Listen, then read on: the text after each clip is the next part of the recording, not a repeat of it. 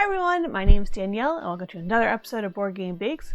This week we're going to focus on a game that's currently on Kickstarter. It's Jurassic World, The Legacy of Isla Nublar, which is produced by Prospero Hall. In the game you have obviously a game board, and we're going to recreate that in cake form using cake, icing, fondant, royal icing. We're going to pull out all the tricks to try and make it look as much like the board as possible. We've got a lot to do, so let's get started. Here we go! Are you ready for an adventure? Time to create our own game board to play Jurassic World. Let's start with the new cake recipe. Put 6 whole eggs in a mixer with the whisk attachment and mix at speed 6 for about 45 seconds to aerate the eggs and mix them together. Then, over about a minute, slowly add 2 1/4 cups of granulated sugar. Increase the speed to 8 and let it go for about 7 minutes. Yep, 7 minutes to get nice and fluffy, and it's going to get full of wonderful air. This cake uses a technique that's similar to the cake seen in my 4 Gardens video. While that's mixing, combine 3 1/4 teaspoons baking powder, 3/8 of a teaspoon salt, and 3 cups of all-purpose flour in a bowl. The amounts are a little peculiar because this is 1 1/2 batch of this recipe. When you have about 2 minutes left on your eggs, microwave 1 1/2 cups of full-fat milk and 3/4 cup of cubed butter for 2 minutes in a microwave-safe bowl. After your egg mixture is light and fluffy, sprinkle 1/3 of your flour mixture over it, and you're going to mix it on the lowest setting for about 5 seconds. Add another 1/3, give it another quick mix, and then add a final 1/3. At this point you want to mix again on the lowest setting until you no longer see any flour. Now try a fun technique I hadn't seen before. Put your butter and milk mixture into a bowl, add 1 1/2 tablespoons of vanilla extract, and 1 1/2 tablespoons of vegetable oil. Now take 2 or 3 scoops of your egg and flour mixture and put in the small bowl. Use a whisk to vigorously whisk it together. It's okay if it gets frothy. Once it's homogeneous, you're going to slowly add this mixture into your bigger mixing bowl, at the lowest speed possible. Once you've added all of it, scrape down the sides and give it a final mix. And now you want to make sure that this mix goes into the oven quickly because we put all that air into it and you don't want to lose the air. So you're going to pour it into a 13 by 9 inch baking pan that's been prepared with parchment paper and cooking spray. Once it's in there, you want to bang the pan down the counter a few times, and this is going to get rid of any of our big air bubbles. Bake it at 350 degrees for about 40 minutes. I started checking it around 30 minutes. You know it's done when there's a toothpick that comes out mostly clean. Let it cool completely before decorating. To be safe, I made a double batch of chocolate icing. Sugar, sugar, sugar! Start by creating 2 cups of softened unsalted butter. Once it's all smooth, slowly add in 6 cups of powdered sugar, 6 tablespoons of milk, 1 cup of cocoa powder, a 1/4 teaspoon of salt, and 2 teaspoons of vanilla extract. Mix on low while the ingredients are being incorporated, otherwise you'll get a huge breath of sugar. Then you're going to increase the speed to high and mix it for at least a minute to get it fluffy. You can always add more milk if needed to get a thinner consistency because you want to be able to easily spread it onto your cake. While you're here, hit subscribe for new videos every Tuesday at 12 p.m. EST. Thanks. On to the decorations. I found it easiest to create stencils of the island, Jurassic Park logo, and dinosaur head on my Cricut instead of trying to do it freehand. So you're going to roll out a light green fondant to create your main board shape. This is about 7 inches wide. Use your stencil to cut out the shape and then transfer it to a baking sheet that's been lined with parchment paper. You could use white fondant for the logo and dinosaur since the details will be added later. Roll out yellow fondant for the consequences card spot and the turn order instructions. Finally, cut out about a 1-inch orange circle and a smaller red circle that's going to be our compass in the bottom left. The rest of the details will be done with royal icing and edible marker. You're also going to need about a half a batch for blue. You want a light blue color, which is going to be the water for our board. And then all the outdoor fondant you have from your batch of fondant, use it to make brown. And when you're adding the brown color, try not to fully add, this way you kind of get lines like wood. And we're going to put those all aside for when we're ready to put our cake together. Time to work out some map details. There are darker green, presumably forest regions on the map. Create this effect by putting some green royal icing on a plate. Bunch up a paper towel and dab it onto the board. Dab it wherever there's a spot on the map and you could dab multiple times to make the forest area more dense. Onto the mountains. Use a combination of dark gray, orange, and white to create your mountains. You put a chunk, usually start at the dark gray on the map, and you want to outline where you want your peaks to be, and then use a cheese spreader or another smooth knife to pull the icing down to create a peak illusion. After the gray, do a thin layer of orange, and then finish it off with white on the peak.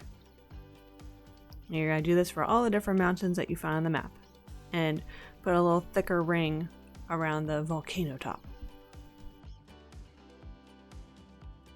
Use a light blue color to add lakes and some rivers, and there are more details, but we're going to wait until we have it on the cake to finish those. To create the dinosaur, use edible brown and orange marker. Don't forget a little yellow royal icing for the eyes, because those are always staring at you if they find you. To create your Isla Nublar marker, think small thoughts and grab your smallest icing tip to pipe the words. Then you can use white, green, and yellow to make the remaining compass details. I didn't really want to attempt piping the turn order, so we're going to whip out our edible markers to write the turn order instructions and some details on the consequences spot. Once those are done with the edible marker, use a 3 or 4 tip circle to pipe little bursts around it to give the illusion of having bamboo sticks along the outside. Our last fondant detail is to decorate the Jurassic Park symbol. No pressure. Nobody knows what that looks like.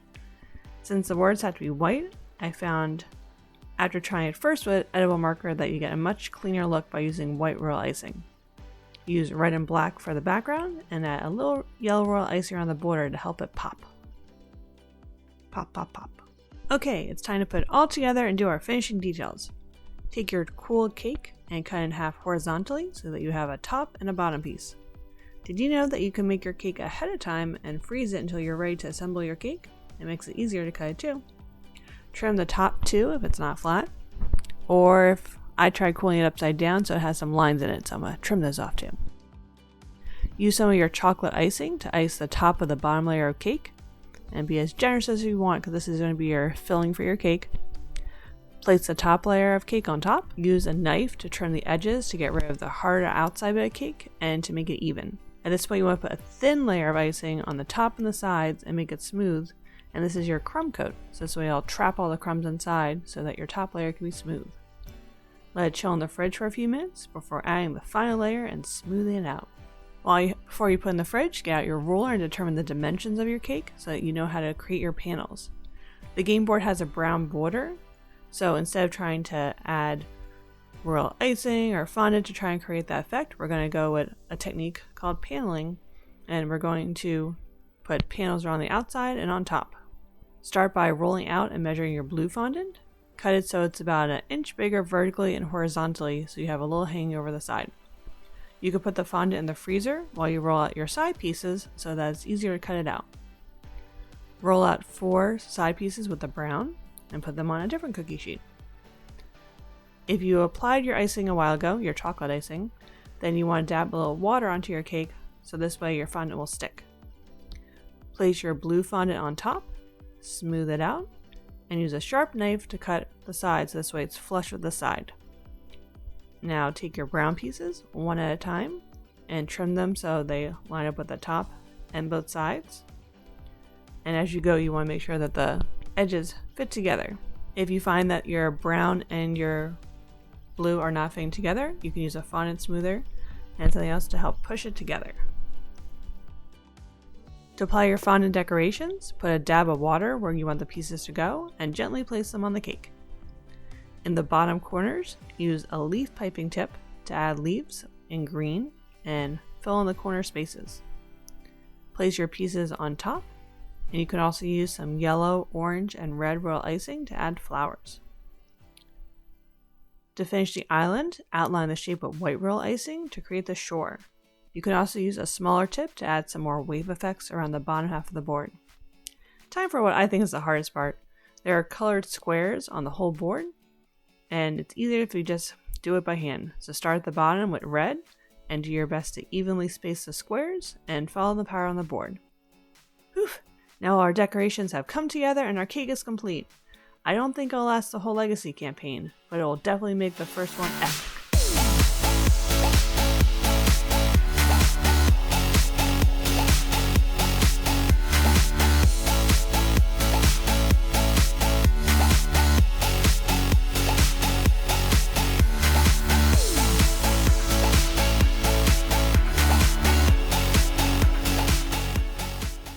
Thanks for watching another episode of Board Game Bakes. I hope you enjoyed seeing all the different techniques that you can use to decorate a cake, and I hope that you enjoy the final product. In the game, it's cooperative and you go through 12 scenarios with your friends.